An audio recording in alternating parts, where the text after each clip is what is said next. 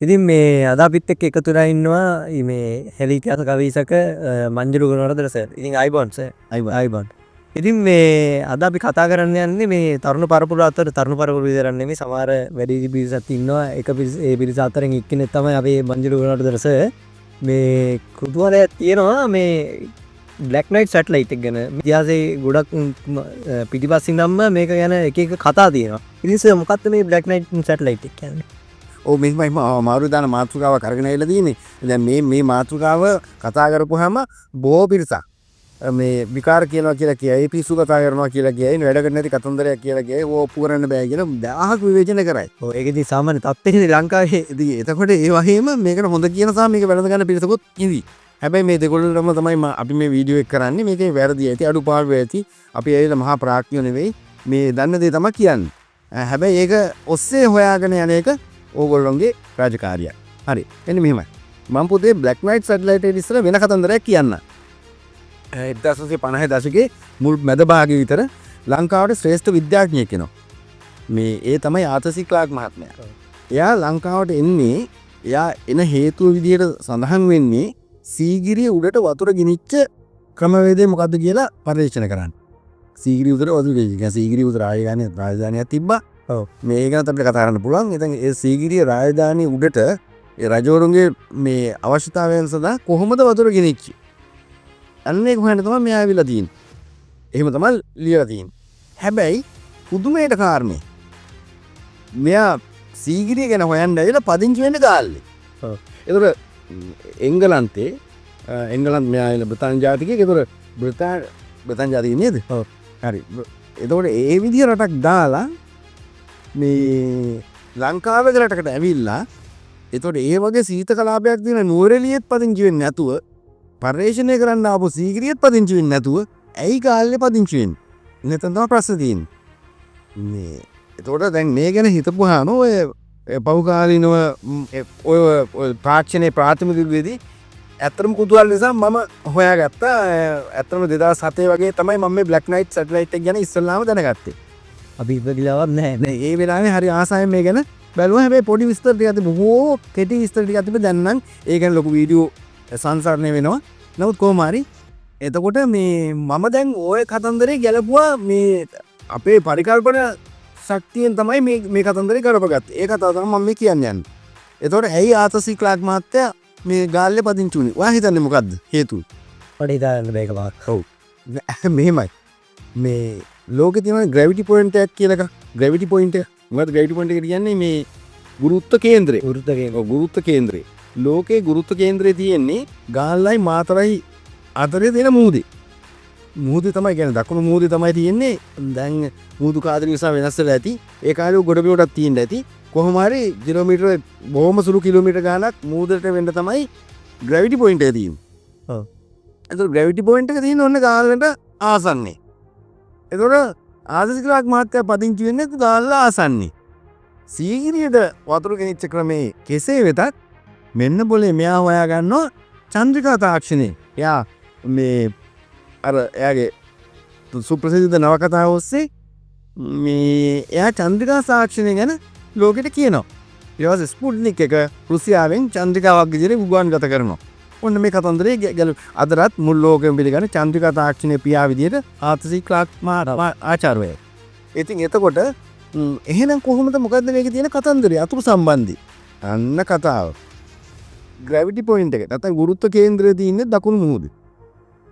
එතකොට ඒ වෙනකොට යම් කිසි විද්‍යාඥයෝ ටිකක් මත ඉදිරිපත් කරලා තිබ්බා ඔය බ්ලැක් නයිට් කියන චන්ද්‍රිකාව ගැන. ඒක ඊට බොහොම අවුරුදු ගානක් ඉස්සෙල්ලා ඉඳලා ඉදිරිපත් කරලා තිබ්බා.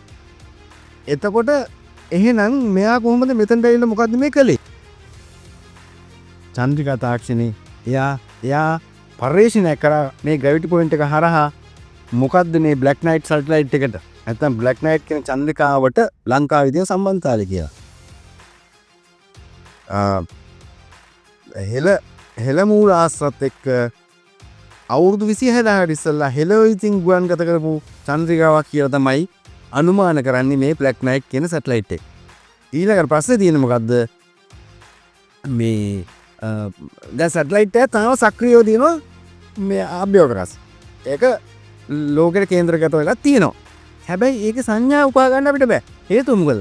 හරියටම හේතුව දෙමළ දන්නේ නැති කෙනෙක් දෙමළ සින්දුවක් අහනවා වගේ වැඩක් වෙයි. සරලම උදාහරණ. මොකද ඒකෙන් එන සංඥා ග්‍රහණය කරගෙන තාක්ෂණයත් පෘථිවි මේරෝණ නැහැ. ඕක යවපු කාලේ ඒකේ සංඥා අපිට කොහොමද මේ කියව ගන්න කියන තාක්ෂණය ලෝකේ ලංකාවේ නොගෑවල හෙලෙව තමයි වල දින්නේ. හෙලේ තින්නේ. ඒ හෙලෙව යවුව කියන එකට මේ සාක්ෂියක් විදිහට මම ගන්නේ රාවණ රජතුමා ඉන්ද්‍ර කියන යානෙන් අඟහරු ලෝකෙට ගිහිල්ලා ආවා කියලා කතාවේ තියෙනවා. රාවණ කතාවේ තියෙන ඉන්ද්‍ර කියන යානෙන් අඟහරු ලෝකෙට ගිහිල්ලා ආවා කියලා. අඟහරු ලෝකේ චෛත්‍යයක් ගුණකව කියලා තියෙනවා. සමහර විද්‍යාව හොඳට දිනුනාට පස්සේ ඒවයි නටබුන් ඉස්සරහට හොයාගනි. ඒක වෙනම කතාවක්. කොහොම හරි එහෙම බලපුවාම මේක හෙලෝ විසින් යවුවා කියන එක අපිට ඔප්පු කරගන්න පුළුවන්. හැබැයි ඒ ගැන පරිශ්‍රණයක් නැති එක තමයි අපේ කරුණ. ඒක පරීක්ෂණ කරලා ලෝකෙන් දෙන්නෙත් නෑ කවදාවත්. ඒ කතන්දරේ මම වෙනම කියන්නම් මොකද්ද හේතුව කියලා. කොහොම හරි බ්ලැක් නයිට් සැටලයිට් එකේ මේ කතන්දරේ ආතසිකරාග් මහත්තයා සාක්ෂාත් කරගෙන ඒ තාක්ෂණය තමයි එයා තාක්ෂණය විතර කරගෙන චන්ද්‍රිකා තාක්ෂණය දෙනවා ලෝකෙට. හැබැයි මෙතන පොඩි ප්‍රශ්නයක් තියෙනවා.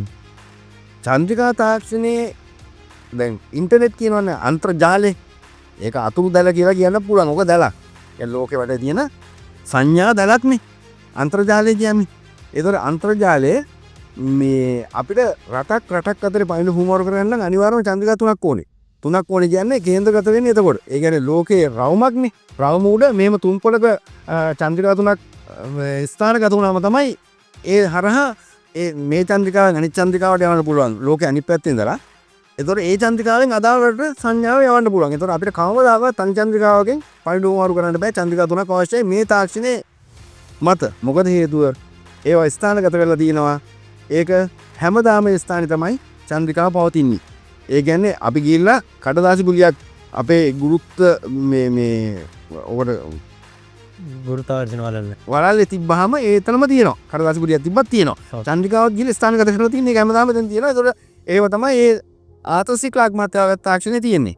හැබැයි බ්ලැක් නයිට් සැටලයිට් එක සම්පූර්ණයෙන්ම වෙනස්. මම දන්නේ මේක ඔගොල්ලෝ මේ තිස්සල මේකෙන බලලා තියෙන වීඩියෝ වල මේ කතන්දරේ කිව්වද කියලා. සැටලයිට් කියන්නේ ගුරුත්ව කේන්ද්‍රය අනිත් පැත්තට. සැටලයිට් කියන්නේ අනිත් පැත්තට සම්පූර්ණයෙන්ම ලෝකේ කරගෙනවා. සැටලයිට් එක අනිත් පැත්තට කරගෙනවා. ඒතකොට ඒක ස්වයං බලයක්.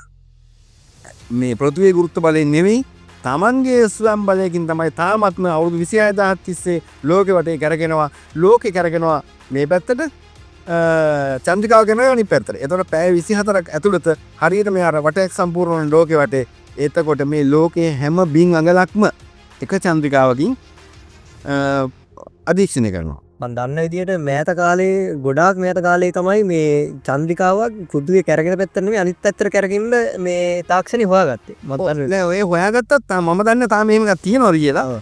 නමුත් මේ බ්ලැක් නයිට් කියන චන්ද්‍රිකාව හෙලෝ විසින් යවපු අවුරුදු 26000 තිස්සේ තාමත් ලෝකයේ අනිත් පැත්තට කැරගෙනවා. මේ ලෝකයේ තියෙන සෑම බින් අඟලක්ම නිරීක්ෂණය කරමින් ඒකේ තියෙනවා නම් රෙකෝඩින් නැත්තම් පටිගත කිරීමේ පහසුකමක් බලන්න පුළුවන්. අවුරුදු 26000 තිස්සේ මේ ලෝකෙට මොකක්ද උනේ කියලා විද්‍යාඥයෝ ඇත්තටම දැන් හොයන ඔන්න ඕක. කුවක්කමක් තියෙනවා. ඒක හෙලෝ යවුව කියලා අහුවෙන නිසා ඒක අතාරලා දානවා. එහෙම නෙවෙයි. හෙලෝ නෙවෙයි මේ ලෝක වාසියෙක් තමයි මේක යවලා තියෙන්නේ කවුරුණත්.